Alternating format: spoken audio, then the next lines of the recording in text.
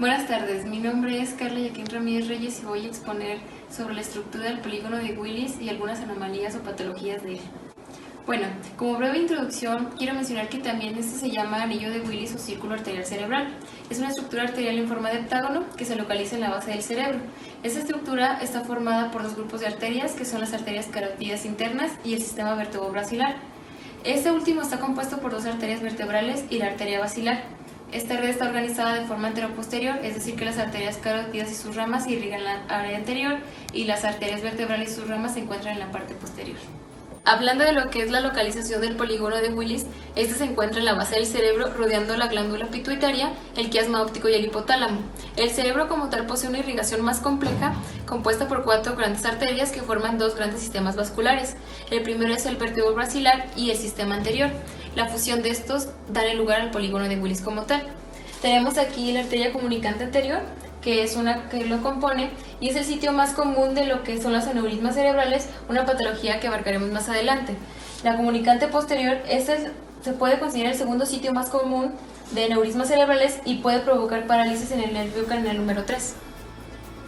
Como ya mencioné, esta estructura tiene forma de un heptágono y se compone principalmente como polígono de Willis anterior. Esta está formada por la arteria carótida interna y suministra el flujo sanguíneo a la parte anterior del cerebro, irrigando la mayor parte de los hemisferios cerebrales, así como algunas estructuras profundas como el núcleo caudado, el putamen y estructuras cercanas como la órbita. Algunas de las ramas de estas arterias sería la arteria oftálmica. Esta irriga la mayor parte de la órbita y así suministra sangre a lo que son los párpados y la retina. A la arteria cerebral media, que es la rama de mayor tamaño y más directa a la arteria carótida interna, siendo la más vulnerable a embolias, como ya lo dije anteriormente, y suministrando sangre a la corteza de la ínsula y a otras áreas adyacentes. Está también la arteria cerebral anterior. Esta irriga áreas motoras del cerebro como las áreas de Brodmann, que es el 4 y 6, y áreas sensoriales como la 1, 2 y 3 de Brodmann. También suministra el área orbitofrontal del lóbulo frontal, así como los núcleos de la misión y defecación.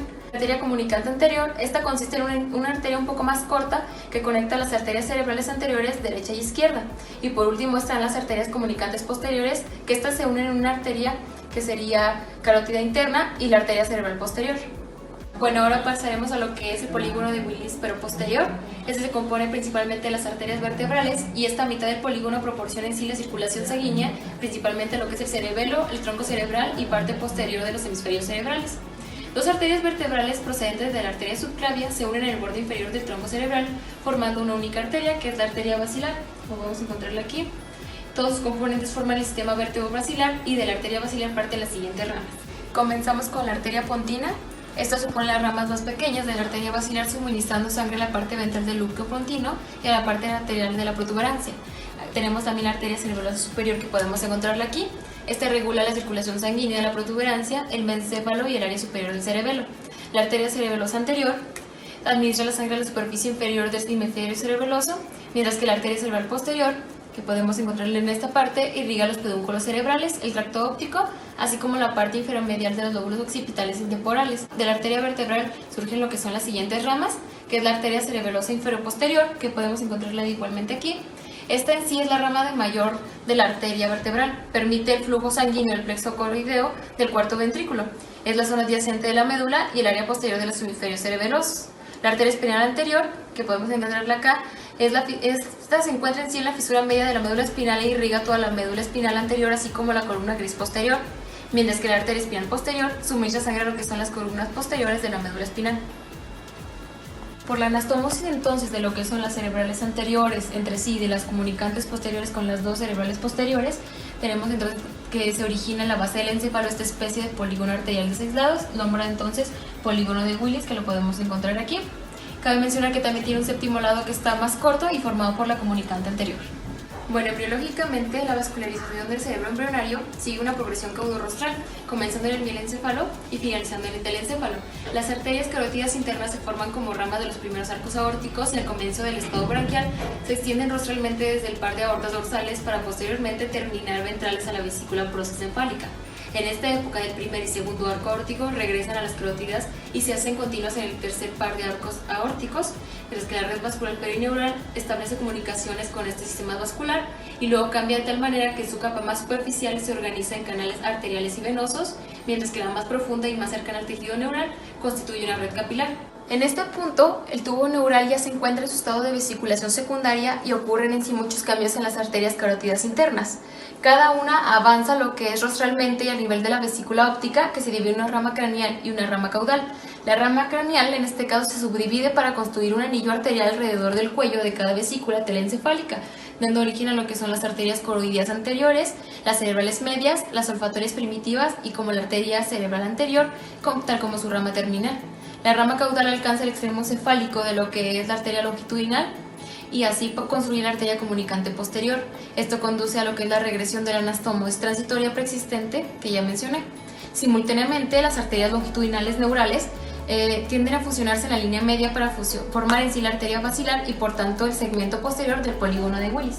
Un segundo par de canales longitudinales dorsales de las arterias longitudinales neurales se forma y son llamadas anastomosis primitivas basilovertebrales laterales. Estas se unen en lo que son las arterias proatantales, intersegmentarias y también se comunican como las longitudinales neurales ventrales por canales transversos. Ellos forman lo que son anastomosis entre las arterias vertebrales y basilar y dan origen a cada arteria cerebelosa posterior inferior. Ante la última fase del periodo branquial, la arteria estapedial se bifurca en una rama dorsal que continúa como arteria meninge media y también en la región supraorbitaria y una rama ventral. Esta última se divide en las arterias maxilar y mandibular, luego de recibir contribución de la arteria maxilar interna, rama de la carótida externa. Finalmente, la arteria comunicante posterior, convertida en un canal único, completa el polígono de Willis. En sí, las paredes de todas las arterias están formadas por una capa externa de tejido conectivo, que sería la adventicia, que podemos encontrar en esta parte, una capa media de músculo liso, la media, y una capa interna que es la íntima compuesta por endotelio y el tejido conectivo subyacente. Las arterias presentan siempre una lámina elástica interna separando la íntima de la media, como podemos ver aquí. Aquí está la íntima y la media. Y lo que hace que la lámina elástica externa se continúe a menudo con fibras elásticas de la adventicia como tal, en este caso.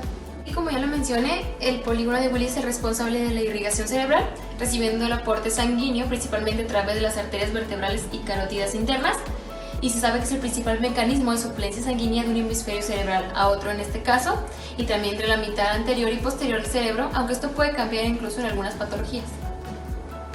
En sí, si se obstruye como tal el flujo de sangre de alguna parte de estas estructuras, el área que irriga se queda sin oxígeno y sin nutrientes.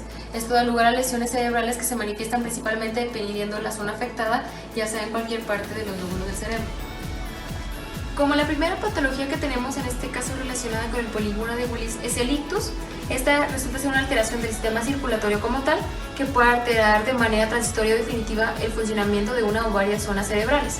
Como resultado se producen consecuencias físicas, cognitivas, emocionales y comportamentales en el paciente. En la actualidad existen múltiples maneras para hacer clasificar el ictus, depende de su localización, su evolución o mecanismo de acción.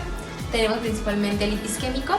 Este tipo se presenta más bien como una interrupción del flujo sanguíneo de la arteria, como consecuencia no hay flujo de sangre y por ende esta parte del cerebro pierde el suministro de oxígeno, como ya lo dijimos, y glucosa, que son vitales para su funcionamiento.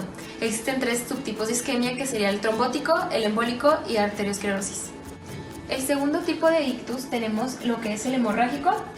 Existe en sí una ruptura de un vaso sanguíneo como consecuencia de una infiltración de sangre en el cerebro. Dependiendo del lugar donde se produzca, se pueden hablar de varios tipos, como el extraparenquimatosas, intraparenquimatosas igual y el intraventricular. En el caso de los lóbulos frontales, las lesiones pueden darse en la arteria cerebral anterior o en la arteria cerebral media. Dependiendo del circuito afectado, se va a presentar una o diferente lesión. Como segunda patología tenemos la aneurisma. Este tipo de problema vascular se considera por una dilatación de una arteria, como podemos observarlo aquí. Más bien, los aneurismas localizados dentro del cráneo pueden ser de diferente tamaño, ya sean saculares, que son pequeños, o incluso gigantes. Este es un aneurisma gigante en este caso. La rotura de un aneurisma provoca una hemorragia subaracnoidea, siendo de origen traumático la primera causa. Hablando en porcentajes de esta patología, la mayoría de los aneurismas craneales, considerados el 85%, aparecen en lo que son las ramas de la arteria carótida interna, mientras que en un 30-35% se localizan con frecuencia en una arteria comunicante anterior o en su unión con la cerebral anterior, mientras que el 25-30% en la arteria carótida interna o en su unión con la comunicante posterior, como podemos observarlo en este caso en la maqueta. Y por último tenemos lo que es el embolismo cerebral arterial. Esta en sí es la oclusión de un vaso cerebral, como podemos ver aquí en esta parte, por algún material extraño, y se produce cuando un coágulo de sangre obstruye la irrigación sanguínea en una arteria. Podemos observar aquí las partes de la arteria y lo que la está tapando, por así decirlo. En sí esta oclusión o conduce a una isquemia y si es prolongada finalmente conduce a un infarto.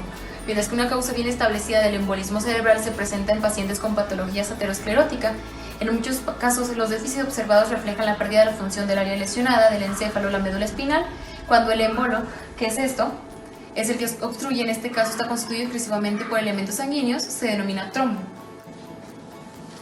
Puedo concluir que el polígono de Willis es en sí la anastomosis, que toma un papel importante dentro del cerebro, ya que depende de él la regulación de funciones vitales importantes mediante la circulación en sus arterias.